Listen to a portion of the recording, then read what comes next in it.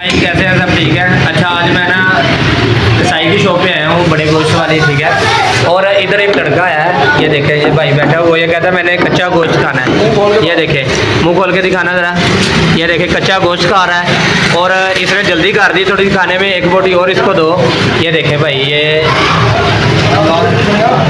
देखें छोटी बोटी है, तो ये देखें ये खा रहा है। ये देखें,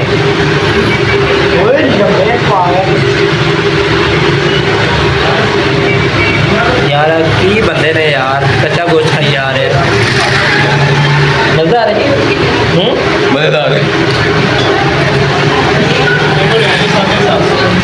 मज़ेदार गोश्त है कह रहा है, वो भी बड़ा कच्चा।